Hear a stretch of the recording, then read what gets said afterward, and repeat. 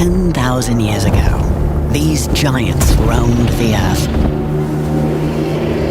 But climate change destroyed every last one of them.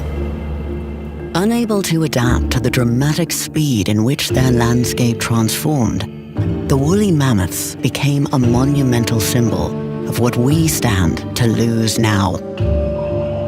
1 million species are at risk of extinction in the face of accelerating climate change, including the human race. We can still help change the course of this massive extinction crisis by addressing one of the biggest drivers of climate change: intensified animal agriculture.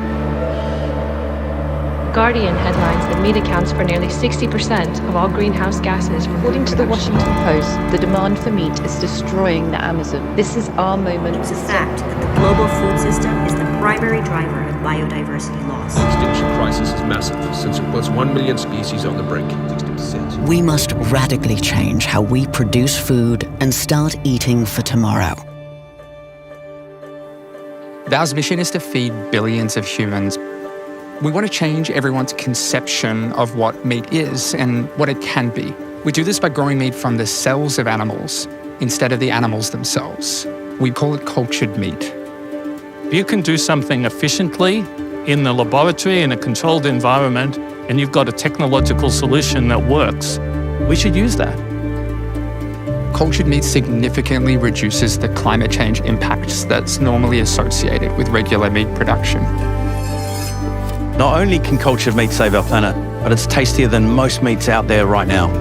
This meat is achieving great flavours from animals we've overlooked, and I think even from extinct animals. The technology is moving faster than regulatory pathways can keep up. The world needs cultured meat now. The mammoth is a symbol of loss. But we wondered, could this prehistoric creature also become a beacon of hope? Introducing the mammoth meatball. The mammoth meatball, what a name, isn't it? It's huge. I never thought I'd be eating a meatball made of mammoths.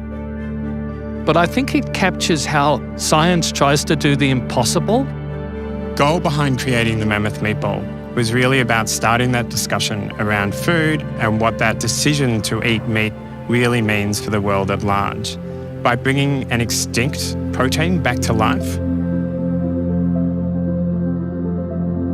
We first identified a mammoth gene called myoglobin that gives meat that meaty taste that we expect in red meat.